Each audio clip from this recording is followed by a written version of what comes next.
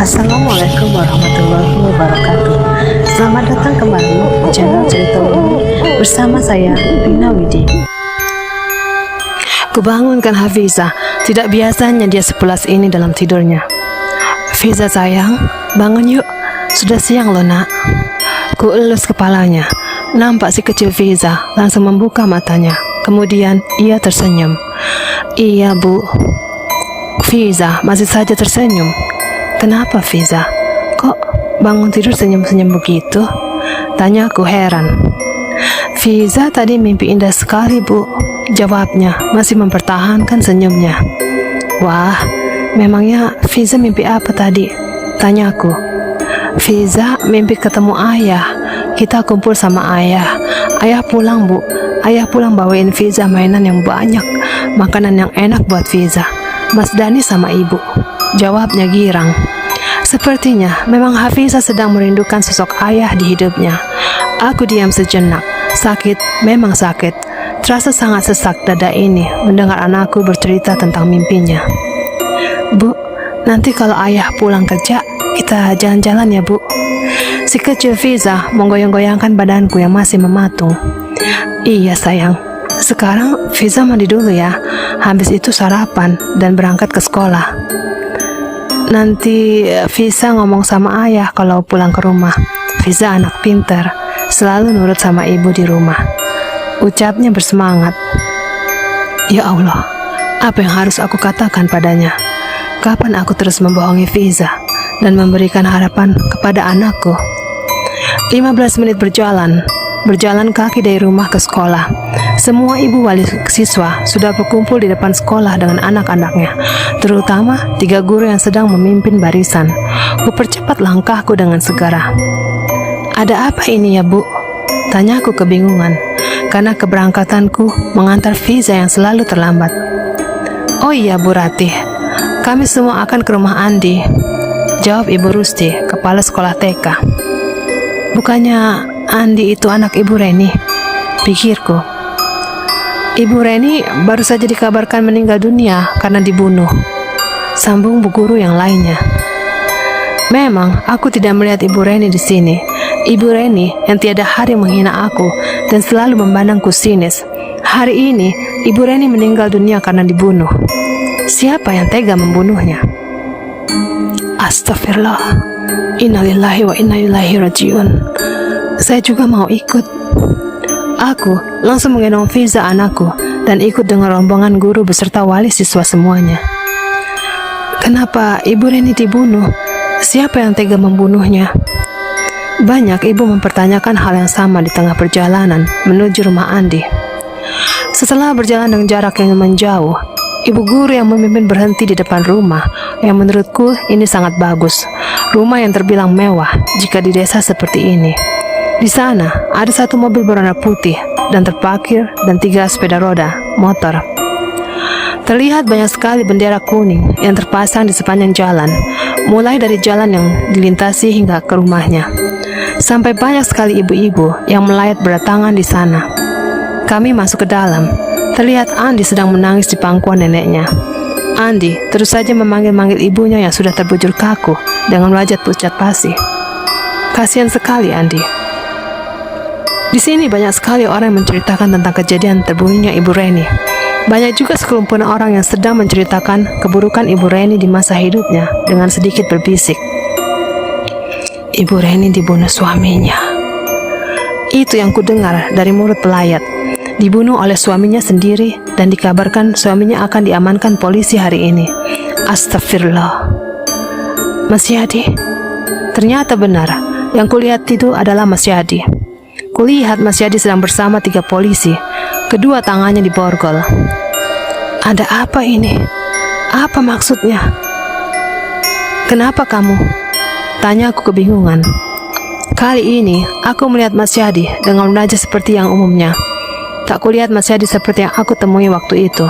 Kakek tua renta yang berjalan saja sudah bungkuk. Ratih? Mas Yadi memberhentikan langkahnya. Dia masih dikawal oleh 3 orang polisi di samping dan di belakang. Apakah istrimu itu Ibu Reni? Apa kamu yang sudah membunuhnya? Tanyaku ke arah Mas Yadi. Dia masih belum mau menatapku dan masih menunduk pandangannya dariku. Iya, Reni lah istriku selama ini. Kulihat 3 polisi itu terus saja mendorong Mas Yadi agar cepat dalam langkahnya. Tetapi Mas Yadi seakan meminta waktu sebentar untuk berbicara denganku kepada mereka. Iya, aku yang telah membunuh Reni. Aku lelah dengan keadaan dan penekanan darinya selama ini, Ratih.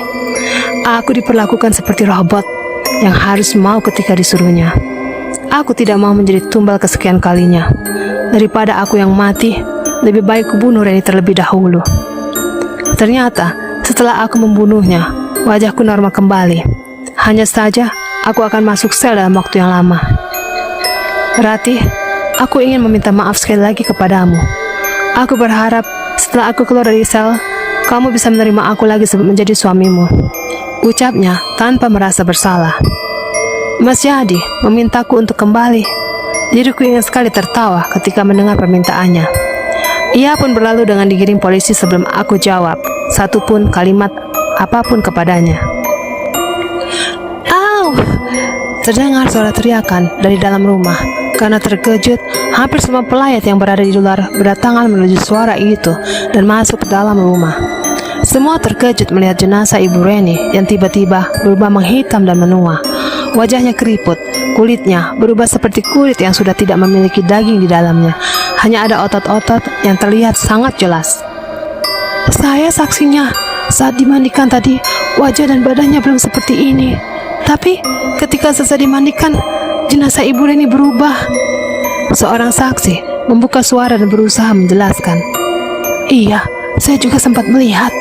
Memang tadi baik-baik saja, sambung saksi kedua. Ricu semua orang berada di sini. Semua kebingungan. Semua mempertanyakan kejadian ini.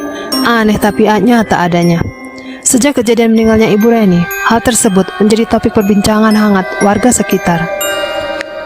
Mas Ray. Aku berlari mendekati Mas Ray yang terlihat sudah tidak berdaya. Aku hanya bisa melihatnya dari bawah. Tubuh Mas Ray digantungkan tanpa ujung. Luka-luka menutupi sekujur badannya. Warna merah darah menembus baju warna putih yang ia pakai. Wajahnya membiru, memar, dan sulit sekali diungkapkan. Aku tidak bisa menjelaskan bagaimana keadaannya saat ini. Dengan kaki dan tangan yang terikat, dia berada di atas, di tengah-tengah sebuah lingkaran yang berada di bawah. Lingkaran dengan uap yang begitu panas, di mana di pinggir kanan dan kiri lingkaran tersebut terdapat api besar yang menyala-nyala. Asap tebal panas berwarna hitam legam keluar dari lingkaran itu. Semuanya menutupi tubuh Mas Ray yang tergantung di atas. Dia semakin tidak mempunyai kekuatan meskipun hanya sekedar bergerak dan membuka kedua matanya. Kali ini bukan cambuk yang ia rasakan, tetapi siksaan yang berbeda, lain dari sebelumnya. Aku terus memanggil-manggilnya dari bawah. Namun, sepertinya Mas Ray tidak kuasa menjawab panggilanku. Bahkan, membuka bola matanya saja melihatku sudah tak mampu Mas Ray lakukan. Aku menangis terseduh-seduh saat menyaksikan keadaan sosok lelaki yang pernah mengungkapkan perasaannya padaku dan berjanji akan hidup bersamaku begitu memprihatinkan. Sakit sekali hati ini melihat keadaan Mas Ray. Aku hanya bisa menangis karena sedikit pun aku tidak bisa menolongnya. Kali ini aku tidak melihat siapapun di sini. Aku melihat Mas Ray hanya sendiri. Seorang diri merasakan sakit dan panas. Lama aku menyaksikan Mas Ray, tak henti-hentinya aku pun menangis melihatnya. Aku tidak bisa membayangkan bagaimana rasanya jika aku yang berada di posisi Mas Ray. Aku masih sanggup. Hanya ada suara yang tiba-tiba muncul di dalam hatiku. Apa ini adalah kata Mas Ray yang bisa kudengar? Ya Allah, mereka datang. Banyak sekali segerombolan makhluk yang menyisa Mas Ray.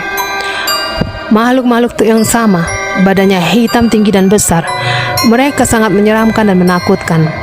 Dia menuju kemari dengan suaranya yang begitu lantang. Mereka tertawa sangat keras. Sekelompok makhluk itu kian mendekat. Aku berlari bersembunyi di balik batu besar yang berada di sampingku. Sudahkah kau pikirkan lagi untuk mengambil anakmu dari bangsa manusia? Suara makhluk paling besar itu mengarahkan pandangannya ke arah Mas Ray. Ternyata mereka masih menginginkan Hafizah. Sudahkah kau urungkan niatmu menjadi seorang manusia, ha? Tanya makhluk paling besar itu kembali. Namun, Mas Ray tetap tidak menjawab satu kata pun dari pertanyaannya. Menjawab saja, Mas Ray sudah tak mampu karena siksaan yang mereka berikan. Kenapa mereka tidak menyadarinya? Sungguh benar-benar kejam. Jika kau tidak mau menjawab, akan kukirim bangsaku mengganggu manusia yang kau cintai itu. Makhluk itu berkata sangat lantang. Dek, badanku gemetar seketika. Keringat dingin membanjiri seluruh tubuhku. Aku masih bersembunyi di balik batu besar, sangat dekat dengan kelompok makhluk itu berkumpul. Kulihat Mas Ray mendongakkan kepalanya dengan wajah penuh derita. Jangan ganggu mereka, demi Allah aku tidak rela, jawabnya dengan suara lemah. Mas Ray menyempatkan menjawab makhluk itu ketika makhluk tersebut mengatakan akan menggangguku. Ya Allah Mas Ray, berdebah. Kau sudah seperti bangsa manusia saja ternyata. Apa yang kau katakan tadi tak pantas. Tak pantas kau katakan pada rajamu. Dasar pengkhianat. Makhluk besar itu mengaku sebagai raja. Dia terlihat sangat marah mendengar jawaban Mas Ray. Wajahnya semakin menyeramkan dan menakutkan. Suaranya lantang dan keras sehingga membuatku menutup kedua telinga. Tambah siksanya sampai hancur. Hahaha. Makhluk itu meminta agar semuanya menambah siksaan Mas Ray. Mereka bersorak-sorai dan menertawakan seseorang yang sudah tidak berdaya. Api semakin besar hingga menyentuh kedua kaki Mas Ray sekarang. Asap hitam tebal itu menutupi seluruh badannya. Aku sudah tidak bisa lagi melihat Mas Ray. Kejam, sangat kejam, jahat. Aku tidak bisa diam menyaksikan siksaan yang diberikan makhluk jahat itu kepada Mas Ray. Aku sangat geram. Aku marah. Aku tidak terima Mas Ray diperlakukan seperti itu. Namun, saat ini, aku hanya bisa menangis. Tidak bisa berbuat apa-apa untuknya. Aku tidak bisa berbuat apapun untukmu, Mas. Maafkan aku. Jangankan menolong. Bersembunyi di sini saja aku tidak. Aku sangat takut. Maafkan aku, Mas Ray. Maafkan aku. Banjir air mata membasahi pipiku. Aku tidak berguna di sini. Ya Allah, sedih sekali rasanya mengingat semua pengorbanan Mas Ray yang begitu besar untukku. Tetapi aku tidak mampu menolong Mas Ray. Keinginannya untuk menjadi manusia bukan main-main. Ini bukan sebuah dusta. Mungkin saat ini Mas Ray bisa mempertahankan keinginannya. Tetapi apa mungkin Mas Ray bisa mempertahankan hidupnya jika dia tetap di sini? Isak tangis ku coba tahan. Sesak dada ini melihatnya. Tiba-tiba, dalam sekejap, semuanya hitam. Semua di sekelilingku benar-benar menghilang. Bahkan batu yang kujadikan tempat bersembunyi tidak bisa lagi aku lihat. Semuanya hitam dan gelap gulita. Aku tidak bisa melihat apa-apa selain setitik cahaya putih yang berkedip. Di mana Mas Ray? Di mana makhluk jahat itu? Hening sekali, sangat hening. Di mana mereka?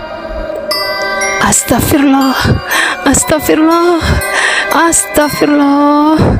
Kuucapkan istighfar berulang-ulang saat terbangun. Ya Allah, ini hanya mimpi. Tapi kenapa mimpiku terlihat begitu nyata? Kuusap butiran air mataku yang tersisa. Ternyata masih tersimpan isak tangis yang kutahan di dalam dadaku. Sesak dan sakit sekali. Mas Ray, semoga ini hanyalah bunga tidur, dan aku berharap kamu tidak seperti apa yang aku impikan. Kuteguhkan 3 teguk air putih di atas meja samping ranjang. Dari mimpi itu, aku tidak bisa lagi melanjutkan tidur. Aku masih memikirkan keadaan Mas Ray. Bagaimana dengan keadaannya? Bagaimana jika mimpiku itu benar dan nyata? Hari ini sengaja aku tak bangunkan Hafizah, karena memang hari ini adalah hari libur. Pagi-pagi sekali, aku mulai bekerja, berkeliling menjual aneka jajanan dan aneka kue-kue. Entah mengapa, hari ini sulit sekali fokus pada beraktivitas. Pikiranku selalu tertuju kepada mimpiku semalam tentang Mas Ray. Aku harus bagaimana? Aku tidak bisa jika terus diam. Aku ingin menolong Mas Ray. Aku tidak bisa melihatnya berjuang sendirian. Tapi, apa yang harus kulakukan saat ini ya Allah? Andaikan aku bisa membantu dan menolong Mas Ray keluar dari sana. Ya, ibu sudah pulang. Kulihat senyum dari si kecil Fiza menyambut kepulanganku. Ibu, sini Fiza mau kasih lihat sesuatu. Fiza menarik tanganku, kuletakkan keranjang daganganku dengan segera. Apa sayang sesuatunya? Coba, tunjukkan sama ibu. Jawabku. Ternyata, Fiza menunjukkan hasil gambar karyanya sendiri. Di sana, ada gambar seorang lelaki dan perempuan. Di sampingnya, ada gambar anak laki-laki dan anak perempuan memakai jilbab. Ini ibu, ini ayah, ini Kak Dani dan Hafizah, Bu. Bagus tidak? Aku tersenyum dan memujinya. Pintar sekali, gambarnya bagus sekali, Fiza. Aku tersenyum ke arah anakku. Kuusap butir air mata yang keluar begitu saja tanpa permisi. Mengapa selalu seperti ini di saat aku mengharapkan suatu kebahagiaan? Anakku Fiza, andaikan kamu tahu bagaimana hati ibu ketika kamu membicarakan tentang seorang ayah. Andai kamu tahu ayahmu sedang berjuang sendirian di sana, sayang. Tapi ibu tidak bisa berbuat apa-apa untuknya. Batinku. Mimpi yang terulang kembali.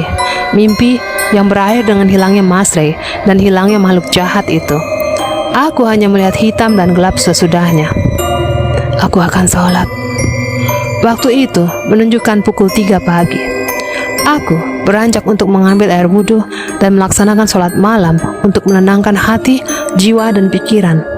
Malam ini, aku berdoa begitu lama. Kupanjatkan doa terbaik untuk Mas Ray, untuk keselamatan dan agar Allah senantiasa melindungi dan menolongnya. Kuceritakan semua kesedihanku malam ini. Kuceritakan lelahku selama ini. Kuceritakan semuanya di malam ini. Tak terasa, air mata membanjiri wajahku. Ibu, Fiza berlari menghampiriku. Baru saja mencoba membaringkan badan. Sepulang bekerja, Hafiz memanggil. Ada apa sayang? Jawabku. Di luar rumah ada nenek-nenek, Bu. Fiza menarik tanganku. Loh, nenek siapa? Tanya aku sembari kupakai sandal jepit dan beranjak. Nenek-nenek, Fiza tidak tahu, tapi kasihan sekali dia, Bu. Ternyata benar. Tepat di depan rumah aku, melihat ada seorang nenek-nenek yang sedang kebingungan melihat jalan. Nenek itu memegang sebuah tongkat kayu. Dia mengenakan pakaian serba hitam dan mengenakan jilbab panjang berwarna hitam. Siapa nenek itu? Aku menghampiri nenek itu dengan diikuti Hafiza di belakang. Aku mencoba bertanya kepada beliau, karena kulihat nenek itu seperti kebingungan. Nenek dari mana? Saya tidak pernah melihat nenek sebelumnya di sini. Aku mendekat. Nenek sepertinya tersesat. Nenek sedang menunggu cucu nenek menjemput. Jawabnya. Bagaimana ceritanya? Ayo, nenek masuk saja ke dalam sambil menunggu cucu nenek menjemput. Aku mulai menuntun nenek dan memintanya beristirahat sejenak sambil menunggu ada seseorang yang menjemputnya. Terima kasih sudah mau menolong nenek, ucap nenek. Kubuatkan nenek teh manis hangat untuknya. Jadi, bagaimana ceritanya nenek bisa pisah dengan cucu nenek? Tanya aku mengulang. Tetapi, nenek itu tidak menjawab pertanyaanku. Aku duduk memangku Hafizah berhadapan dengan si nenek. Matanya memandang tajam Hafizah. Nek, aku memanggil si nenek agar beliau mengalihkan pandangan. Karena kulihat nenek itu masih terus-menerus memandang Hafizah dengan tatapan tak biasa. Oh iya, ini Hafizah anak saya.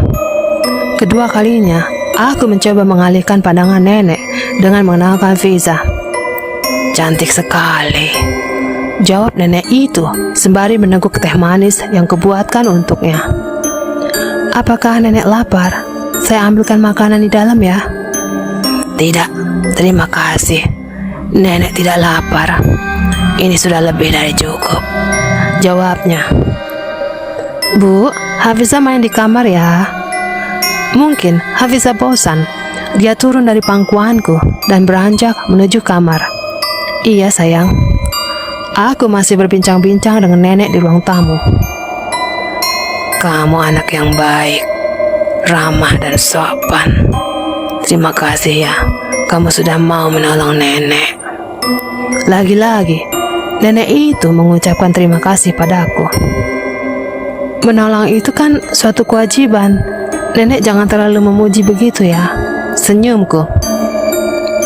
Kamu juga harus berhati-hati nak. Terkadang kebaikan orang ya akan dimanfaatkan dan dijadikan kesempatan oleh orang lain. Ucap nenek meneguk teh hangat kembali. Apa maksud perkataan nenek? Aku hanya mengiyakan perkataannya. Bukankah kita harus selalu berhati-hati dimanapun dan kapanpun? Iya nek, insya Allah.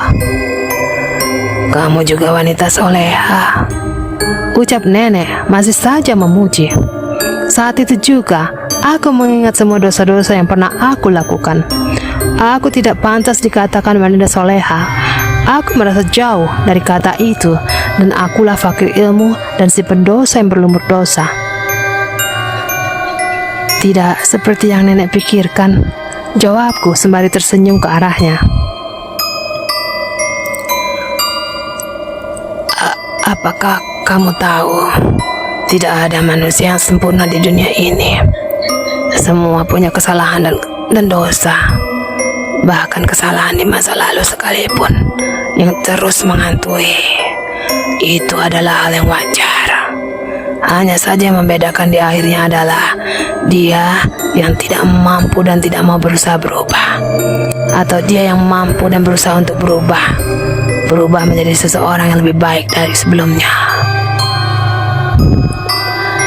Soleha itu bukan berasal dari orang yang suci dan tidak mempunyai dosa, tetapi pendosa yang berusaha taat dan kembali kepada Tuhannya.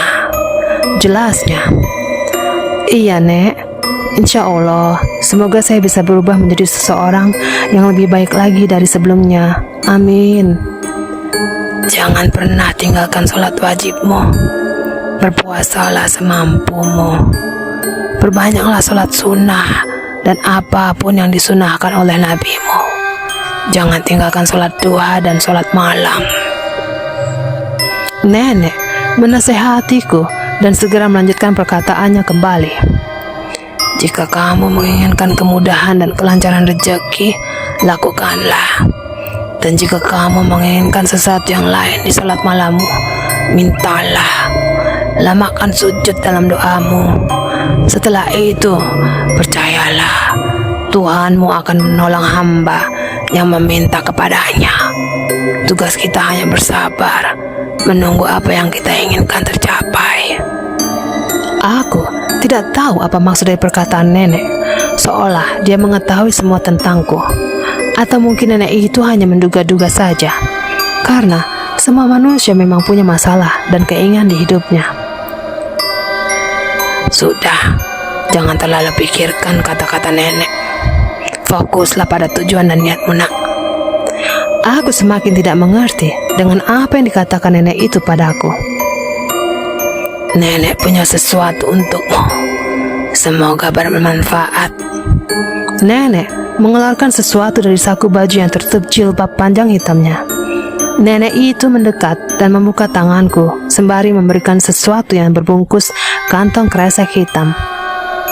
Apa ini, Nek? Nenek tidak perlu memberikan ini. Kamu orang yang baik. Nenek bersyukur sekali bertemu denganmu. Simpan saja pemberian nenek ini. Semoga bisa memberikan manfaat dan membantumu. Nenek itu kembali ke tempat duduknya semula. Pemberian nenek sekarang sudah ada di genggamanku. Aku akan menerima pemberian nenek ini dan insya Allah akan saya simpan baik-baik. Masih terus memandangi sesuatu pemberian nenek, sesuatu yang terbungkus kantong kresek berwarna hitam yang saat ini berada di tanganku. Ibu, nenek tadi kemana? Sudah pulang ya bu? Tanya Hafizah keluar dari kamar dengan membawa bonekanya. Aku menjawab ke arah Hafizah. Belum. Ini, Nek. Aku menoleh. Ternyata nenek itu sudah tidak ada di sini. Kemana nenek itu pergi?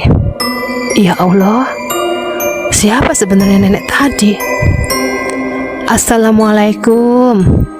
Waalaikumsalam.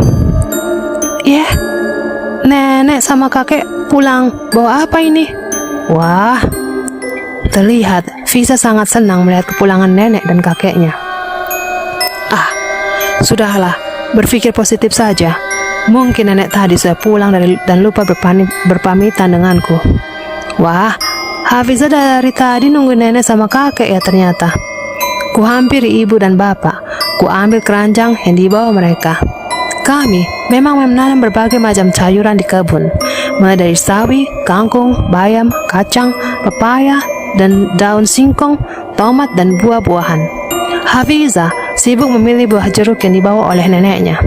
Kuletakkan sesuatu pemberian nenek misterius tadi di dalam kamar. Kuletakkan sesuatu itu di atas lemari plastik milik Hafiza dan beranjak pergi ke dapur, mulai memasak untuk makan malam nanti. Apa sesuatu yang diberikan nenek misterius itu kepada Ratih? Seusai makan malam, seperti biasa, aku harus menyiapkan bahan untuk persiapan besok pagi, agar siangnya bisa langsung dijualkan keliling kampung. Sementara anakku Fiza, dia sedang sibuk belajar dibantu oleh neneknya. Bapak baru saja keluar karena ada sesuatu urusan. Setelah semuanya beres, aku langsung mengajak Fiza untuk beristirahat. Tidak dengan waktu lama, dia pun tertidur. Kunaikkan selimut ke badan Hafiza dan langsung beranjak melanjutkan pekerjaan yang belum terselesaikan. Malam itu, ibu tidak membantuku. Mungkin karena ibu lelah dari kebun. Waktu menunjukkan pukul 11 malam. Mata ini semakin berat. Ingin cepat rasanya kupejamkan mata dan kerubahkan badanku. Mataku kian terpejam. Namun tiba-tiba aku memikirkan kedatangan nenek misterius yang tiba-tiba menghilang begitu saja tanpa permisi. Siapa nenek itu? Dari mana asalnya? Di mana nenek? Apakah nenek itu sudah bertemu dengan cucunya? Dan aku baru ingat, nenek itu memberikan sesuatu dan belum sempat aku lihat. Apa isi di dalam kantong kresek hitam ini? Ku ambil pemberian nenek yang kusimpan di atas lemari. Aku membukanya dengan sangat berhati-hati. Kantong kresek hitam yang diikat dengan 3 karet gelang berwarna putih. Di dalamnya terdapat sebuah kotak berwarna hitam. Apa ini?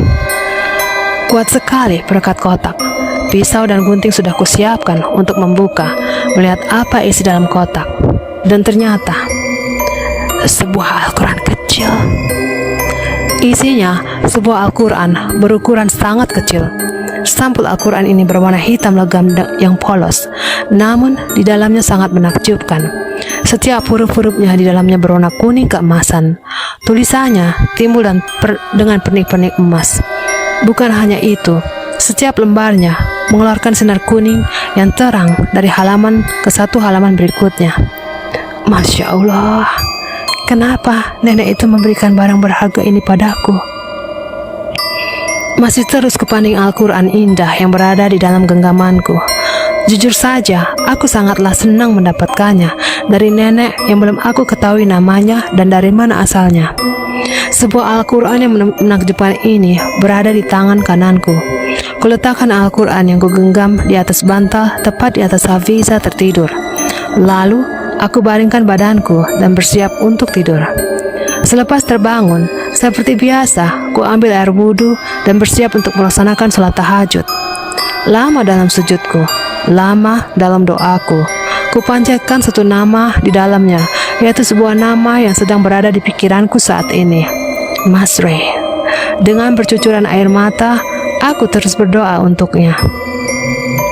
Ya Allah, ya Tuhanku, tiada satu nama yang kusebut saat ini selain Masreh. Sosok asap hitam yang kukenal di masa lalu ialah sosok yang aku kenal sebagai makhluk jahat yang mengganggu hidupku. Namun, sosok Masreh yang kukenal pada saat ini, dia makhluk yang baik. Dia pantang menyerah, kuat dan tegar menjalani siksanya. Bantulah sosok Masreh, selamatkanlah dia. Bantulah Masreh agar ia bisa terbebas. Aku mohon, maafkanlah segala kesalahanku. Maafkanlah kesalahannya. Jika Mas Ray pernah menjadi jin yang kafir, aku mohon kepadamu, berikanlah keselamatan untuknya ya Allah. Tolonglah Mas Ray di sana. Mas Ray saat ini sedang merasakan sakit. Dia sudah tidak berdaya lagi. Sudah cukup dan sudah terlalu lama sakit yang ia rasakan, penderitaan yang ia dapatkan dari bangsanya. Tolong berikan keajaibanmu dan kekuasaanmu. Jauhkanlah dia dari segala kejahatan-kejahatan di sekelilingnya. Ya Allah ya Tuhanku, malam ini aku tak meminta lebih dari itu. Aku tak meminta lebih dari itu ya Allah. Jika tak kau izinkan aku hidup bersamanya, aku ikhlas, karena tidak ada satu makhluk pun yang bisa memaksakan kehendakmu. Tolonglah Mas Ray dengan caramu ya Allah. Tolonglah dia. Semakin deras air mataku yang keluar. Sangat sulit untuk kuungkapkan perasaan ini. Bahkan tak ada satupun orang yang tahu, kecuali hanya Tuhan yang mengetahuinya. Ku ambil sebuah Al-Quran kecil dan kubuka dengan berhati-hati. Kubaca dengan teliti. Aduh, tarikan kuat menarikku dengan paksa. Tak kuasa kuhentikan tarikan luar biasa dari Al-Quran yang sedang kupegang ini. Tubuhku kian masuk ke dalamnya. Aku masuk ke dalam lorong-lorong yang masih sangat panjang. Teriakanku seakan sudah tidak bisa terdengar dari dalam kamar. Aku terseret sudah sangat jauh dari kamarku. Kupanggil nama Hafiza, kupanggil-panggil ibu dan bapakku. Namun tetap saja sia-sia. Tubuhku masuk ke lorong dengan begitu cepat. Tak ada yang bisa mendengarku. Ketakutan membuat aku semakin tidak bisa berpikir jernih. Aku melihat ada cahaya dari ujung kamar asal Al-Quran. Cahaya itu mulai mengecil dan tak terlihat. Artinya, aku sudah sangat jauh. Hanya Allah lah yang bisa mendengar sekarang. Hanya Dia yang bisa menolongku saat ini. Kupanjatkan doa kepada Allah dengan kekuatan yang hebat. Aku sangat takut. Aku tak tahu apa yang terjadi hingga aku bisa kemari. Aku hanya membaca Al-Quran dan dari pemberian si nenek. Bagaimana jika aku tak bisa kembali berkumpul dengan keluargaku? Sedangkan lorong ini terlihat masih sangat panjang. Semakin cepat aku dibawa oleh arus lorong hitam ini. Ya Allah, tolonglah aku. Entah mengapa, tiba-tiba dengan mudahnya aku tertidur. Tidak tahu sudah berapa panjang aku terseret. Entah berapa lama aku terbawa oleh lorong aneh ini. Mungkinkah ini cara Tuhan mengurangi rasa takutku? Ia membuatku tertidur hingga akhirnya lorong itu hilang dan sekarang aku berada di suatu tempat asing. Tempat apa ini? Di mana aku ini sebenarnya? Mana lorong yang membawaku kemari? Aku rindu Hafiza anakku. Aku merindukan keluargaku. Aku rindu tempat tinggalku. Aku ingin kembali. Di mana sebenarnya Ratih? Di sini, aku masih mengenakan mukena, mencoba berjalan ke sana kemari untuk menemukan arah jalan pulang. Tak henti-hentinya aku berdoa dan meneteskan air mata di tempat asing ini. Sudah cukup lama mencari, namun tak juga kutemukan jalan untuk kembali. Bukan menyerah, aku sangat lelah. Kutiup dan kuusap sebuah batu yang berserakan, namun dijadikan tempat duduk. Batu yang penuh dengan debu tebal yang menyelimuti. Pepohonan di sana pun nyaris tertutup oleh banyak sekali debu. Tak ada gunanya aku terus menangis seperti ini. Aku harus kuat dan bersabar. Aku pasti bisa mencari jalan keluar dengan hati dan pikiran yang tenang. Aku bangkit dari tempat duduk dan berjalan menjauh dari tempat ini, berharap ada jalan keluar. Doa terus aku panjatkan di setiap langkah kakiku. Zikir, solawat, dan surat pan pendek terus kubacakan tanpa henti. Serasa panjang tempat yang sudah aku tempuh. Semuanya terlihat sama, dari tempat A satu ke tempat yang lain. Apa mungkin aku hanya berputar-putar saja? Kuhentikan langkahku. Entah berapa jam aku berjalan kaki. Hal aneh lainnya, di sini sangatlah terang, seperti layaknya di siang hari. Tetapi, di mana letak matahari berada? Aku tidak melihatnya. Lelah, aku haus dan lapar, rintihku. Apakah kamu tersesat? Tanya seseorang mengejutkan aku. Spontan, memang aku berlari menjauh, karena suara itu berasal di tempat di belakangku. Ternyata, seorang kakek tua menghampiriku. Dari mana kakek itu muncul? Apakah ada manusia yang tinggal di sini? Aku pun mencoba berpikir positif. Iya, kek, saya tersesat, jawabku gemetar. Apakah kamu haus dan lapar? Kamu bisa ikut dengan saya. Kamu bisa beristirahat di rumah, menghilangkan penat. Kamu terlihat sudah sangat lelah. Mungkin ini pertolongan dari Allah. Aku memang sedang haus dan juga lapar. Bismillah, semoga kakek adalah orang yang baik. Aku mengikutinya dari belakang.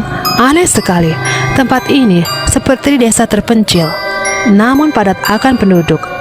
Baru saja aku kemari, tapi tidak ada apa-apa selain pepohonan dan bebatuan. Tapi kenapa semua berubah menjadi banyak sekali rumah-rumah warga? Rumah semuanya terlihat sama. Rumah yang terbilang besar dan panjang. Atap rumahnya terbuat dari batang padi. Dindingnya terbuat dari anyaman bambu. Anyaman bambu yang sangat bagus dan tertata rapi. Ayo masuk. Lamunan buyar seketika. Kakek itu menyuruhku masuk ke dalam rumah mengikutinya. Alas rumahnya tersusun rapi dengan kayu-kayu. Duduklah.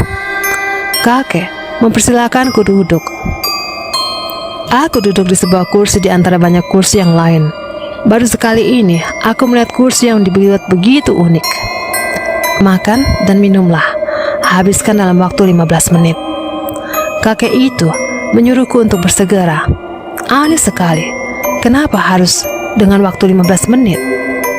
Karena rasa haus dan lapar, akhirnya aku bersegera memulai makan dan minum. Terima kasih, kek. Jawabnya. Kakek itu berlalu pergi ke belakang, namun dia sedang memberi waktu untuk aku lebih leluasa makan tanpa ada rasa malu. Makanan yang sangat lezat, bumbu rempah-rempah terasa lekat di lidah. Lalu, siapa yang memasak makanan ini? Apakah kakek itu sendiri ataukah ada istrinya di rumah? Mataku dapat kubuka kembali. Tidak ada rasa sakit ataupun pedih sedikit pun setelahnya. Sekejap, bayangan dan gambaran Mas Ray hilang dari pandangan. Mas Ray, air mataku membasahi mukena yang masih kukenakan. Aku segera beranjak keluar kamar dengan tergesa-gesa. Rasa takut mulai bertambah besar. Aku harus cepat keluar dari rumah ini. Namun, apa yang terjadi? Pintunya terkunci. Aku tidak bisa keluar dari kamar. Aku mencoba memanggil nama kakek Thohir, tetapi tetap tidak ada jawaban darinya. Banyak sekali kejadian-kejadian aneh yang terus aku alami. Apa itu? Ada sebuah buku besar tergeletak di bawah lemari. Lalu, aku memberanikan diri untuk melangkah, mengambil buku itu dan membukanya. Buku besar berwarna hitam yang penuh dengan debu. Foto keluarga. Ini adalah album foto keluarga. Di sini terdapat banyak sekali foto yang berwarna hitam putih. Kulihat di dalamnya ada gambar kakek Thohir. Lalu, siapa yang sedang bersamanya itu? Spontan, langsung kulemparkan album foto dengan asal. Aku melihat nenek misterius itu bersama kakek Thohir. Nenek yang mengatakan bahwa dirinya tersesat. Lalu, ia memberikan sebuah Al-Quran kecil untukku, hingga akhirnya aku sampai kemari karena Al-Quran pemberiannya. Apa maksud dari semua ini? Apa tujuan si nenek? Siapa dia? Apakah nenek juga mereka bangsa jin? Apakah mereka juga dari bangsa jin? Apakah mereka mempunyai niat jahat padaku? Aku tidak mempunyai niat jahat. Terdengar suara dari ujung pintu yang terbuka. Ternyata nenek itu, iya, nenek yang mengaku tersesat. Dia masih memakai pakaian serba hitam dan kerudung panjangnya juga berwarna hitam. Saat itu pula, aku mundur beberapa langkah. Kali ini memang aku takut melihat nenek misterius itu. Tidak perlu takut. Aku adalah istri dari kakek Thohir. Aku masih terdiam membisu. Tidak ada jawaban dariku kecuali aku hanya bisa melangkah mundur ketika nenek itu mendekat dan terus saja mendekatiku. Jangan takut. Aku yang meminta kakek Thohir agar menjemputmu ke sini. Kami tidak jahat. Lalu, apa tujuan nenek membawa saya ke sini melalui sebuah Al-Quran kecil itu? Jawabku terbata-bata. Nenek itu malah tersenyum mendengar pertanyaanku. Bukankah kamu ingin menolong Ray? Nenek itu berhenti mendekat. Aku semakin tidak mengerti dengan apa yang dikatakan si nenek. Jangan kamu tanyakan dari mana nenek mengetahuinya dan siapa kami sebenarnya, Ratih. Nenek itu mengetahui namaku. Dia memanggilku Ratih. Yang terpenting sekarang, selamatkan Ray secepatnya, atau kamu akan kehilangan Ray untuk selama-lamanya, tegasnya. Nenek itu duduk di atas ranjang dan memintaku duduk di dekatnya. Kemarilah. Kami tidak akan jahat padamu. Tiba-tiba, kakek Thohir muncul tepat di belakang. Kubalikan badan dan mundur dengan berlawanan arah. Kakek Thohir berjalan dan duduk di samping nenek. Kemarilah. Kali ini, kakek Thohir yang memintaku untuk duduk. Aku masih takut. Aku masih belum mempercayai mereka sepenuhnya. Jika kamu ingin cepat pulang, berkumpul lagi dengan keluargamu, percepatlah langkahmu. Kemarilah, percayalah pada kami. Kami tidak akan berbuat jahat padamu. Nenek itu berusaha meyakinkan. Aku berjalan ke arah nenek dan kakek Thohir. Dengan berhati-hati, sembari kuucapkan basmalah, aku duduk di tengah-tengah mereka. Kamu ingin menolong Ray dari bangsanya, bukan? Tanya kakek Thohir ke arahku. Jika benar, segeralah untuk menolongnya sebelum Ray lenyap dari dunia, sambung nenek. Karena di balik dia menahan sakitnya, siksaan yang diberikan oleh bangsanya, dia masih memaksakan dan berusaha untuk menjadi manusia dengan kekuatan yang sudah habis. Harapan dan impian tidak akan diurungkan. Di hatinya sudah tertanam niat dan tekad untuk menjadi dan bersama dengan manusia. Faktanya sangat mustahil sekarang ini. Jika itu terjadi, bisa saja sosok Ray yang kamu kenal akan hilang abadi. Lanjut kakek Thohir menatap tajam mataku. Lalu, apa yang harus kulakukan sekarang? Aku tidak bisa melakukan apa-apa selain berdoa. Jawabku mengusap butir air mata yang menetes deras. Berusahalah nak, karena hanya kamu yang bisa menolongnya. Kamu adalah orang yang mampu merubah takdirnya. Kamu adalah wanita yang dicintainya. Kamu wanita yang menumbuhkan rasa cinta dan tekad di hatinya. Percayalah, cinta lebih tulus dari seorang manusia. Hanya ada satu cara untuk menolong Ray saat ini. Nenek itu berdiri dari tempat duduknya. Apa itu? Katakanlah nek, kataku. Kamu harus mendapatkan sedikit darah yang keluar dari Ibu Retno ketika ia harus kehilangan nyawanya dan bayi laki-lakinya, Ray. Saat itu kamu akan menyaksikan detik-detik Ibu Retno terbunuh oleh makhluk jahat yang sekarang ini ikut menyiksa Ray. Hingga akhirnya Ray dijadikan bangsa jin sebelum ia dilahirkan ke dunia. Darah? Tanyaku masih belum mengerti. Iya, darah. Kamu harus mendapatkan darah itu, walaupun hanya sedikit, untuk membantu mempermudah niatnya menjadi manusia dan hidup kembali, mewujudkan impiannya itu. Lalu, bagaimana dengan makhluk jahat itu? Tanyaku ke arah nenek yang kembali duduk di dekatku.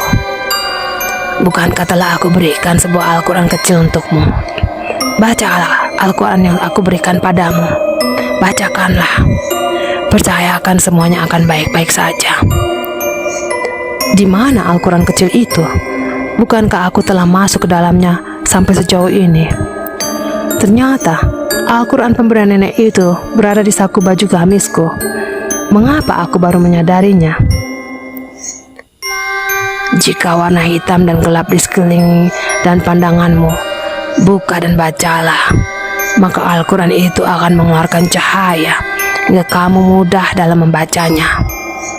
Lalu, bagaimana cara aku bisa mendapatkan darah Ibu Retno? Kali ini, kakek Thohir menjawab pertanyaanku. Kami akan kirim kamu ke masa lalu. Masa lalu?